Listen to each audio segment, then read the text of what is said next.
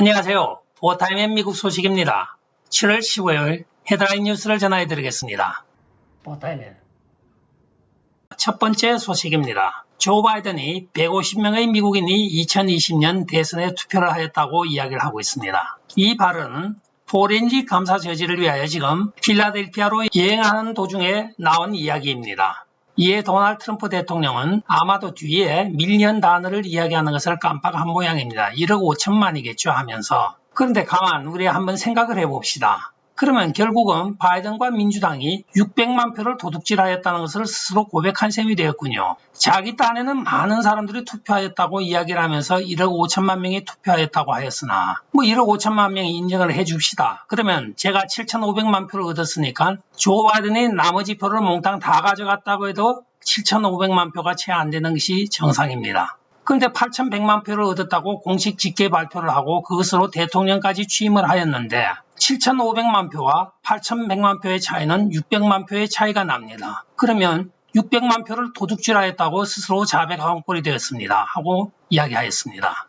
도둑이 재발이 저린다고 스스로 자기 범행을 자백한 꼴이 되었습니다. 다음 소식입니다. 터커 칼슨이 군대 내부 고발자로부터 받은 이메일 내용을 공개하여 엄청난 파장을 몰고 오고 있습니다. 그 이메일은 매튜 뷰로스라고 하는 중령이 보낸 것으로 실명으로 작성하여 터커 칼슨에게 보내어 터커 칼슨이 이를 공개하였습니다. 그 이메일 내용을 보면 텍사스 레프린 공군기지로부터 미국 각 지역으로 불법 입국자들을 비밀리에 수송하라는 명령이 하달이 되었어요. 그 명령서에 첨부된 작전서에는 기지에서 일어난 일에 대하여는 발설을 하지 말고 사진을 촬영하지 말 것이며 소셜미디어나 이런 데 게시를 하지 말 것까지 구체적으로 명기가 되어 있는 이메일 내용을 오늘 공개를 하였습니다. 국경을 무단으로 침입한 불법 외국인을 나라를 지켜야 하는 군인들을 사용하여 미국 각지로 지금 불법적으로 수송을 하고 있으며 또한 편의를 제공하고 있는 실정이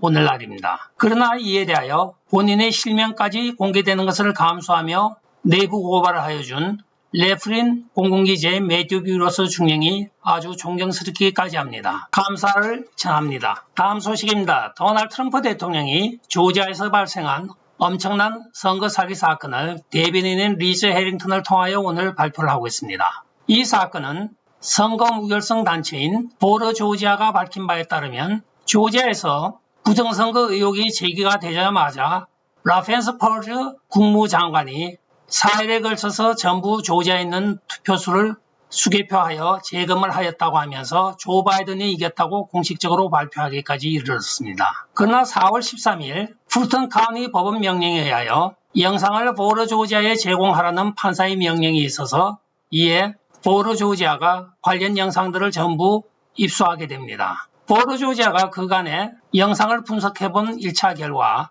약 60%가 오류가 발견이 되고 있으며 그 중에 특히 어이가 없는 일이 오늘 발표가 되고 있는 것입니다. 수개표를 하게 되면 그 개표 결과에 대하여 노란 시트에 누구 몇 표 누구 몇 표 이렇게 적게 해가지고 그것을 검표를 한 표를 뭉치로 묶고 그 위에 그것을 부착을 하게 되어 있습니다.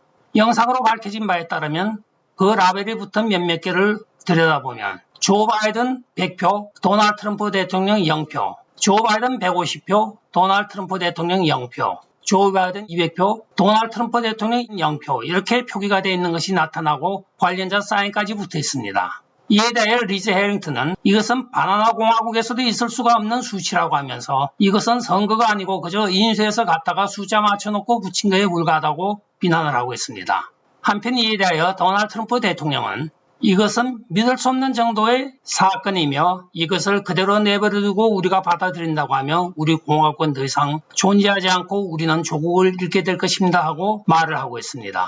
이 사건을 접한 저도 지금 어안이 벙벙합니다. 어떻게 투표가 100대 빵, 150대 빵, 200대 빵입니까? 도널드 트럼프 대통령이 오늘 3빵 드셨네요. 여러분들이 참조하시라고 지금 선거 직계표 딱지를 지금 보여드리고 있습니다. 다음 소식 전해드리겠습니다. 주류 언론들이 론 디산티 주지사가 폭동 진압법을 발동하지 않았다고 하여 일제히 보도를 하며 비난을 하고 있습니다. 그러나 무슨 일인지 하루가 지나자 다시 잠잠해졌습니다. 사건의 내역을 받아보면 지난 주말인 7월 10일 플로리다에서는 곳곳에서 대규모 큐바 민주화 지지 집회가 개최가 되었으며 많은 시민들이 가도행진을 하였습니다. 그 가도행진 중에 많은 사람들이 또한 다시 집결을 하여 SR38이라고 하는 8m 프리웨이를 정각에 이르릅니다. 평화스럽게 큐바 깃발과 미국 성조기를 앞에 걸고 행진을 하는 이들에게 많은 차량들은 경내에 경적을 울리기도 하였습니다. 아주 평화로운 시위였으나 메인스트림 미디어는 론 디산티가 지난번에 제정한 폭동진압법을 발동하여 이들을 해산하지 하였다고 비난을 하고 나섰습니다. 그러자 즉각 주 대변인이 이에 대한 반박 성명을 발표하기 이릅니다. 반란 진압법은 살인, 방화, 약탈, 기물 파손, 투석 등의 폭력적인 안티파와 비엘엔 같은 폭동에 적용을 하는 것이지 이렇게 평화롭게 시위만 하는 사람들에게는 폭동진압법이 해당되지 않는다고 분명히 밝혔습니다. 또한 친절하게도 부연 설명하기에 이들은 벽돌을 던진 적도 없고 방화를 한 적도 없고 약탈도 없었다는 것을 다시 한번 확인을 해주었습니다. 이렇게 예시까지 들어가면서 설명을 해주자 갑자기 메인스트림 미디어가 그 다음날부터 조용해졌습니다. 한편 플로리다에서는 많은 요트 주인들이 민간인 단체를 지금 구성을 하여 큐바를 지원한다고 하면서 음식물, 생수, 의약품 등 많은 구호품을 지금 싣고 주정부의 승인이 떨어지는 대로 즉시 큐바로 요트를 항해할 계획을 잡고 있습니다. 한두 척이 아니고 여러 수백 척이 지금 대기를 하고 있다고 합니다. 버니 샌더스나 AOC는 좀 똑바로 들으십시오. 당신들은 미국의 성조기를 싫어할지 몰라도 큐바인들은 미국 성조기를 사랑합니다. 그 나라가 싫으면 결국은 그 나라를 떠나가면 되는 것이지 그 나라를 부실 이유는 전혀 없는 것입니다.